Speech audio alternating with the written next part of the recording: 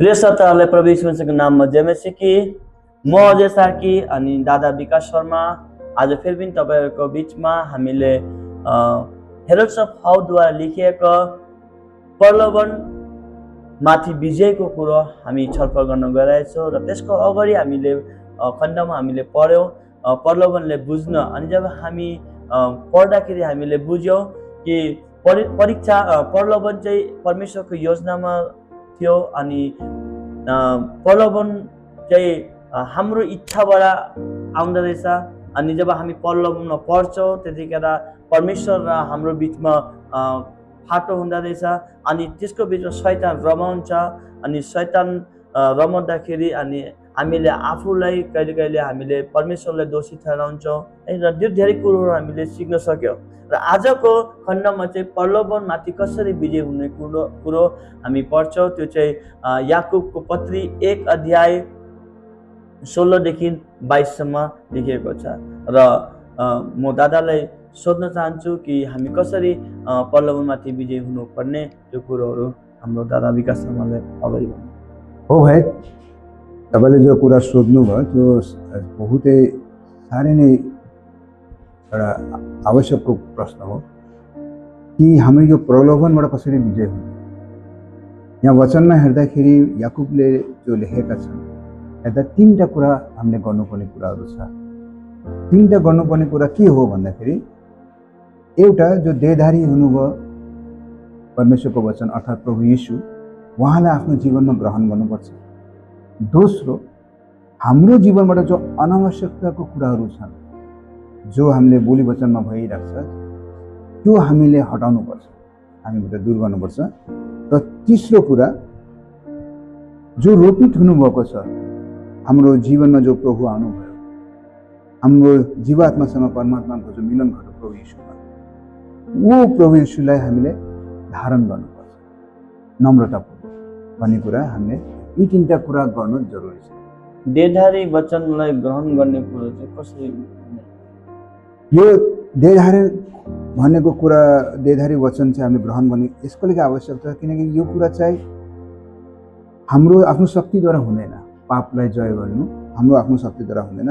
त्यसको लागि 17 पदले भनेको छ यहाँ कि यो परमेश्वरको वरदान हो, हामीले यसलाई ग्रहण गर्नु, उत्तम दान हो, हामीले यसलाई ग्रहण गर्नुपर्छ भन्ने कुरा गरेका छन् 17वां पदमा।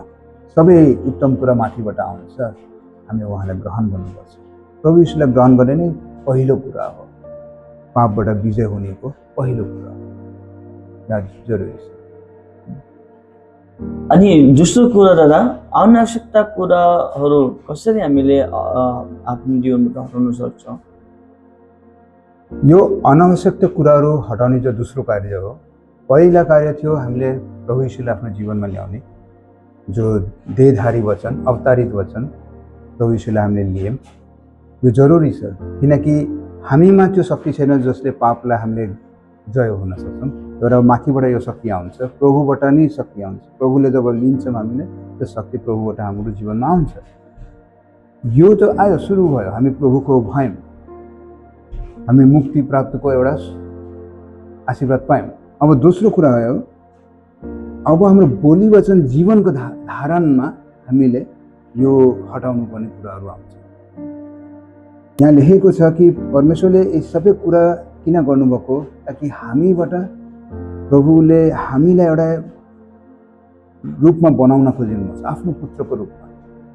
त्यसलागि हाम्रो बोली वचनहरू सही हुनुपर्छ। अब हामी उहाँको भइसक्यौँ, अब हामी कतिपय कुरा हाम्रो जीवनबाट हटाउनुपर्छ। उहाँको भइसक्यौँ, त्यसका लागि हटाउनुपर्छ भनेको के गर्नुपर्छ भन्दाखेरि यहाँ भनेका छन् याकुबले कि हामी सुन्नलाई छिटो हुनुपर्छ, मान्छेलाई रेस्पोन्स दिनु सुन्ने चाहिँ छिटो हुनुपर्छ अरे, तर बोल्नलाई ढिलो, जिब्रो सट्टै बोल्ने होइन अरे, त्यसमा संयम राख्नुपर्छ। जे मन गयो त्यही बोल्ने होइन, सोचेर बोल्नु। रिसलाई धीमा, रिस चाहिँ ढिलो होस्, झट्टै रिस उठ्ने होइन, रिसलाई ढिला गर्नु, रिस बहुत पछि आओस्। सुन्नमा छिटो हुनु, बोल्नुमा के हुनु अरे हामी ढिलो। बोल्नुमा चाहिँ तिमी ढिलो गरेर बोल्नु, जिब्रोलाई धेरै नचलाउनु, अनावश्यक कुराहरू नभन्नु, किनकि हामी एउटा एउटा यहाँ लडाइँ चल्दै हुन्छ। प्रभुले एउटा भन्नुहुन्छ र मेरो मनले एउटा भनेको हुन्छ, तर सुनेर बुझेर सही कुरा चाहिँ भन्नु, यो दोस्रो कुराको रहस्य। अनि तेस्रो खण्डमा हामी हेर्छौँ रोपित वचनलाई ग्रहण गर्ने, अनि यो कुन प्रकारको प्रभुले भन्नु चाहिरहेको छ? हो भाइ, यहाँ चाहिँ हामीले जसरी सुरुबाट भन्दैछौँ, याकुबले 3टा कुरा देखाएका छन्। प्रलोभनबाट विजय हुनको लागि नम्बर 1 थियो, पहिलो कुरा थियो देधारी भएको वचनलाई ग्रहण गर्नु।